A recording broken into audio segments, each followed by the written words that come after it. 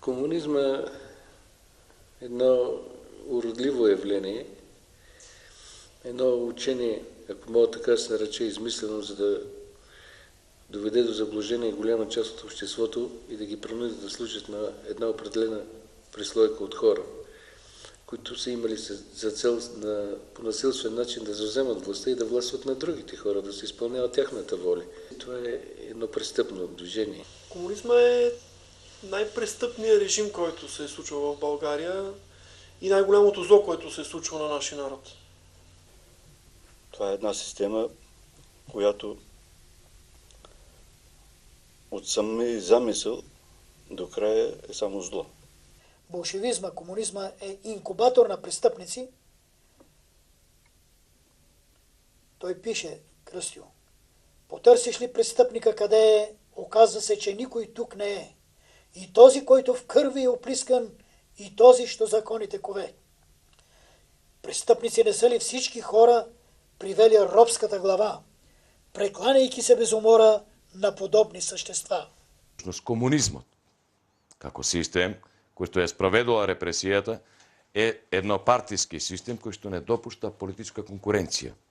И најпрво дека треба да се осуди системот како систем и налагодавачите и корисниците на услугите. Секоја земја има своји специфики во историскиот развој, иако општата карактеристика за сите овие системи е дека борбата, односно репресијата врз луѓето кои што биле политички противници пред се политички мотивирана. Гледано од еден поинаков аспект, може да видиме дека во прво време тоа е една борба за елиминација на политичките противници, кои што се јавуваат како конкуренти во конкретниот систем, па потоа веднаш после нив доаѓаат интелектуалците кои што го креираат јавното мнение и на крајот доаѓа сета структура на општеството подолу, седувајќи се дури до ниво на обичниот човек, на обичниот селанец, кој што не имал никакви представи за политичките системи, а сепак само заради тоа што го гледале како последник на земја или нешто друго го третирале како непријател на државата и така натаму. Власта стигнала до оној степен да создава непријатели таму каде што ги нема, да обвинува луѓе за било какви потреби. Во секој случај, на прв план станува збор за една политичка борба за елиминирање на конкурентите, политички конкуренти станува на избор, иако реално тој систем не допуштал една политичка конкуренција. Се уште нема сериозен научен пристап во нашава држава со вистински оценки без да има некаква политизација. И гледано од тој аспект, ми се чини дека и во денешно време оваа прашање повеќе се засега од една политичка димензија во политичките борби во моментот, отколку во вистинско анализирање, вреднување на она што навистина представувало репресија, во она што навистина представувало оцрнување на луѓето или во она што се вика жртви без никаква причина. Ana më e, mos të me keqe, po më e rëndë e këtij sistemi ka qenë në diskriminimet që janë bë multietnike dhe multinacionale. Diskriminimet kanë qenë në mos shkollimin e shqiptarëve, mos përdorimin e gjuhës shqipe dhe mos përdorimin e flamurit kombëtar. Në bazë të këtyre diskriminimeve janë bërë edhe diferencime, janë bërë edhe burgosje. Njerëzit të pafajshëm, vetëm pse, për shembull, një nxënës në atë kohë ka vizatuar një flamur në bankë ose në ndonjë vend tjetër, janë larguar prej shkollës. E mos flasim për të rriturit nëse kanë kërkuar diçka më tepër. Моето семейство произхожда от село Влахи, след това са живели в село Гара Пирин и след 9 септември 1944 година в смутните месеци непосредствено след 9 септември една шайка убийци, които се наричат комунисти, изкарват от къщи си, където е се е върнал, той е бил войник, моят дядо Вангел Шатев, и го подкарват с бой. Даже свидетели са казали, че са го яхали като животно и на няколко километра над селото в една местност точно край река Струма са почнали да се гаврат, отрезали са му пръстите, ушите, носа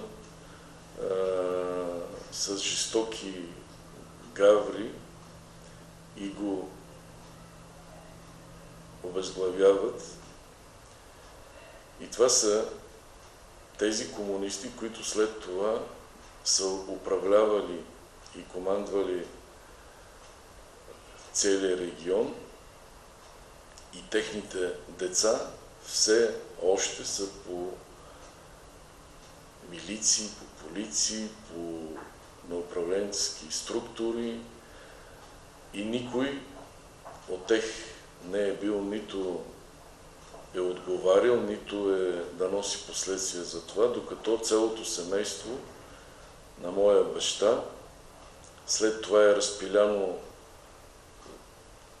Те са били 3 деца по домове за сираци по цяла България. В нашето семейство и на всичките пишеше, че сме деца или от семейство на враг на народа, при положение, че не е имало нито присъда, нито съд, нищо. Това са си разчистване на лични сметки от лоши хора. Мене ме хапсија и ме пуштија с тим да им бидам кодаш. Така ми јавија, ќе те пуштиме, али види кој ќе разговара со тебе, како да ни јавуе. Ја нити разговарав, нити јавуев, и тога видов биограđаните ме затворија со свем. И така ни однесо Голи оток. Кога отидоме на Голи оток, имаше едно време на старите затвореници, ги пречекуваа новите затвореници и беше по една пресија, нали, викање и така, и најтешки работи се дава на тие новите, како се вика, затвореници. И ја на крај крајева бев со Никола Клюсев, кој беше председател после, бев со него у таа група на 101, се викаше, кота 101, висината на отокот.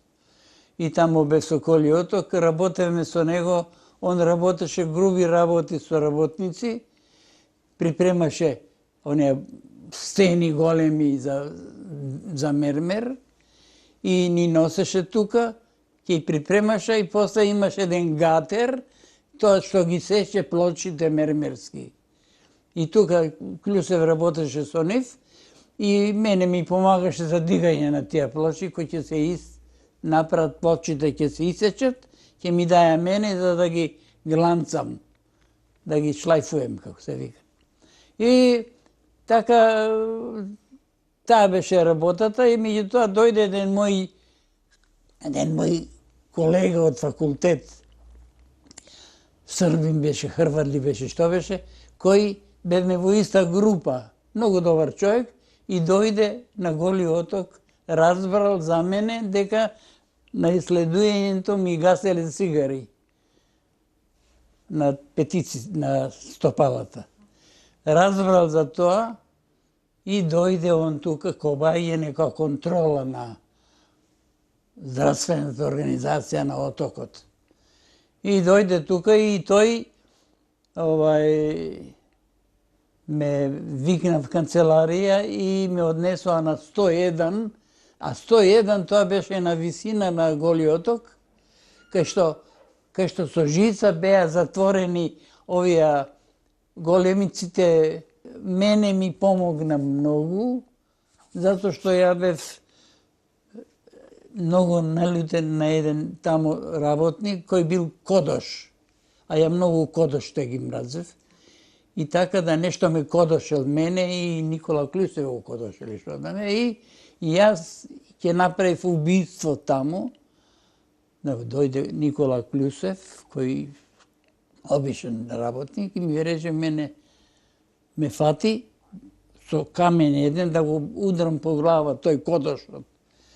И дојде ми рече вака на уво, што ќе добиеш ако го убиеш. Во тој смисол. Ја ја фрлив каменот. На Голи оток 3 години бев осуден и пошто стана добро со докторот таму, работев као доктор. Као доктор работев, а не бев уште, имав 2 испита, 3. А што најнепријатно? Да ви кажам право, најнепријатно ми беше кога ми качија место 2 години, 3. Генерал Баста ми рече. И вика, ја мрзим кодоше, шпиуне, тастераше, а пошто ја мрзим, вика, а и ти треба да ги поштуеш.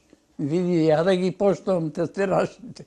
И така ти имам тој моменти лоши, ситуација, затвор, немаш контакти со никого, а иначе ни дава посети, ни посети да ни носат храна. Каква храна јадевте? Таму ни носеа мојот газда, кај што бе ми носеше леб со кашкавал. И моите роднини што имаше по Београд ми носеа вака по нешто. И тоа едино, мојот колега разбрал за ово гасење цигари и направи така вака да дојде у Голи оток да ме види.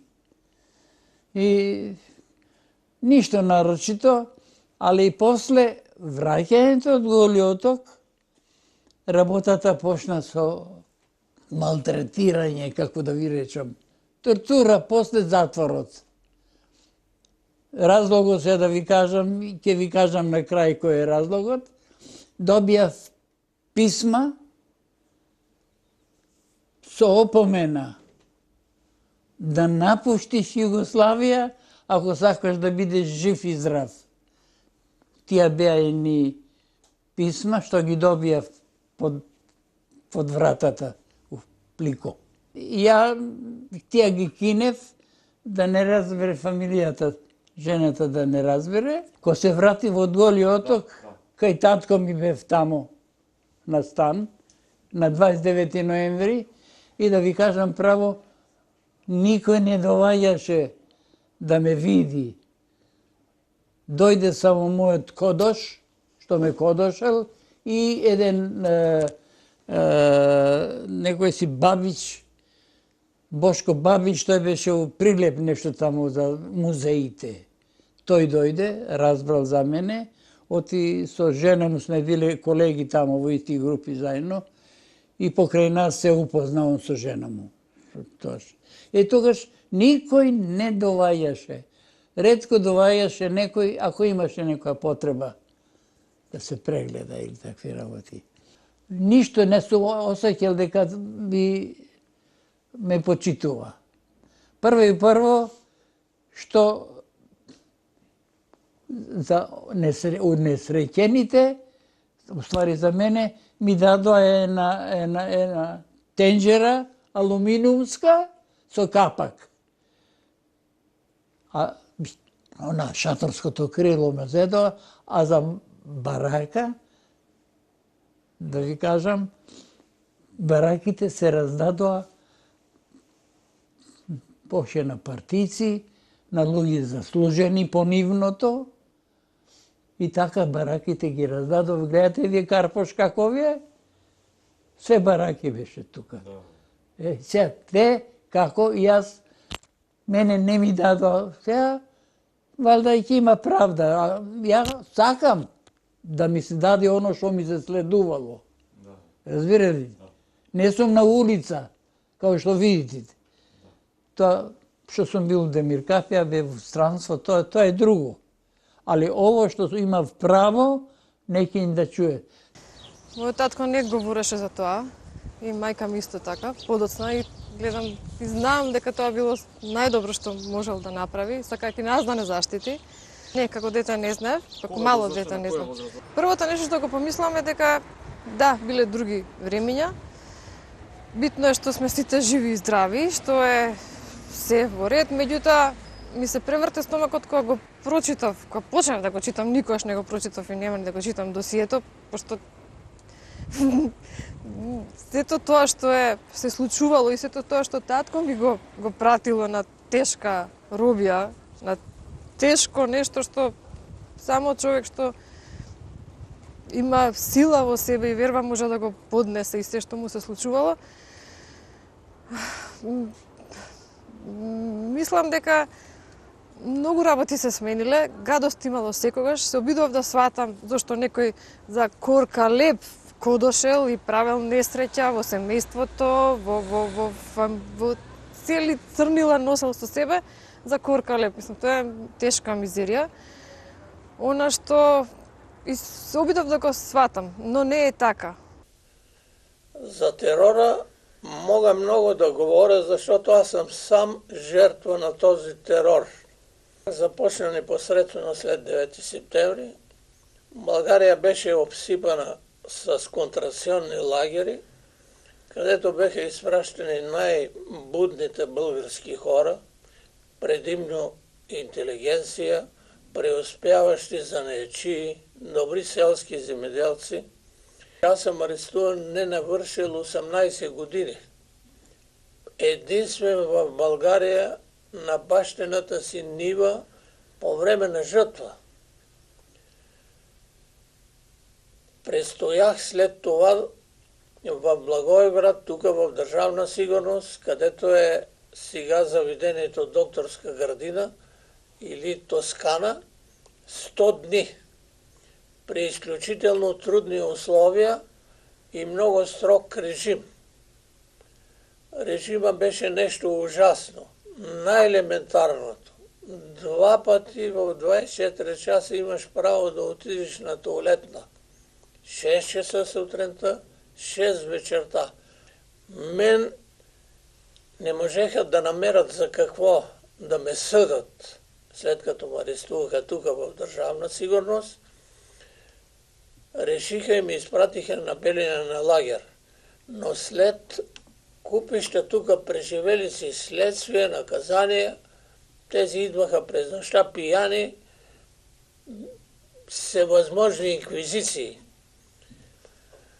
Паметни остават за мен 2 дни, когато съм бил на първи обект. Започна се да се изгражда една дига, за да може, когато се наводнява острова, да се минава по нея, от щаба до първи обект. Работата беше непосилна. Норми голями непрекъснато казват, че се саботира.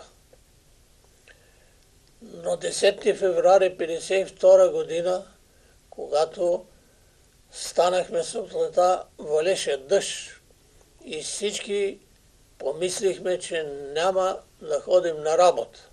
Те ни отведаха и започнахме да работиме. Дъжда продължи, премина в снег. По дигата отгоре вървеше милиционер и само викаше да се работи. Краката ни се напълниха с вода, всички мокри, до късно вечерта. Когато се пребрахме, кой имаше дрехи, се преоблече. Който нема как е преспал, той се знае. Когато станахме сутринта и отключиха помещението, видяхме 50 см, 40 по-скоро, дебел снег. Ветър е изчистил небето, обаче духа студен ветър. Пак си помислихме, че при този дебел снег няма да ни карат да работиме. Те ни отведаха, разчистихме сега и продължихме да работим. Това е един от тежките ми моменти в лагера. Поведението на охраната зависи от човека, който те охранява. Имаше няколко цигани милиционери, те се държаха много брутално, много се гавриха с нас. други имаше някои, които беха по-човечни. Вечер и сутрин проверките са убийствени, с часове. Говорят, заканват се, препадаш от чакане. Изпитал съм друг ужас. Изпращат ни да женеме Арапис. Трябваше за 2-3 дни да се ожени. Отидахме и се наредихме не по-малко на километър един до друг и почваме да женем, ама колко е дълго нататък, докъдето гледа погледа. Блоковете са много голями. И към 10 часа, като се изправяхме да оставаме оженатото жито, видяхме с кон пристига надзирателя, който ние му казахме Цар Асен. А то е всъщност Газло. И през една бригада от нас, този човек слезна от кона и се спре и разговара с 2 души лагерници. И по едно време видяхме как той удра шамари и рита един от лагеристите. Обаче ние погледаме краднешком, защото всяка среща с него е нежелателна. Продължи това негово действие и с помощта на другия до него, който се оказва, че е бригадир, въпреки че е лагерник, връзват с въжета за китките човека, другия край на въжетата за халките на седлото на коня, качи се и припна коня през рапицата. Човека отначало тичаше, но се спана. И като падна, този влаче с коня го отведе някъде, къде и аз не знам. Как е приключила сватката до после, не знам.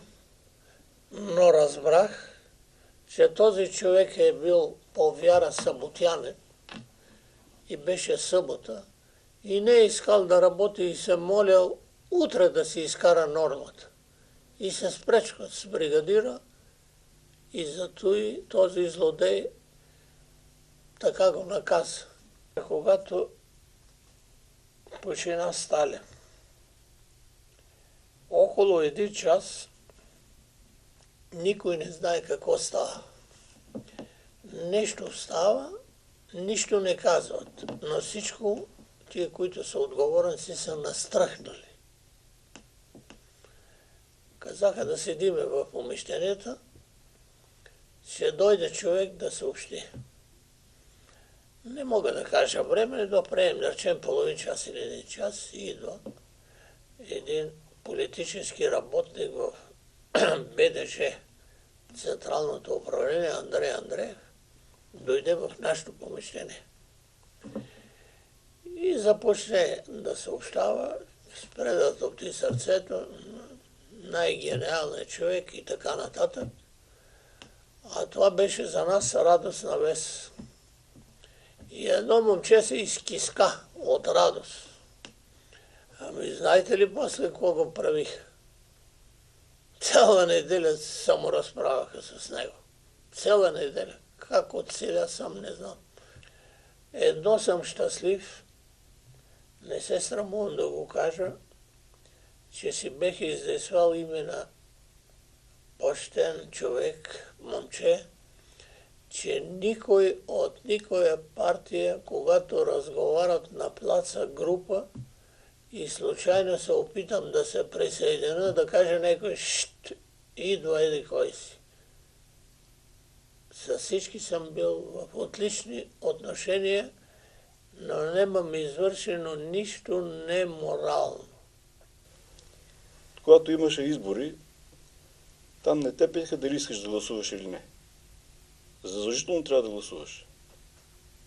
Баща ми, помням си, на едни избори не искаше да гласува, дойде с полиция да го закарат на сила, за да гласува.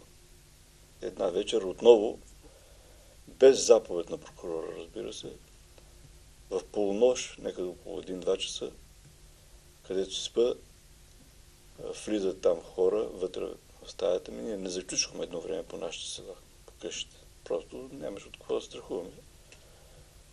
и влизат в моята стая с опрян пистолет на главата и автомат срещу мен. Аз се отворих очи, като ме блъснаха, леко, разбира се.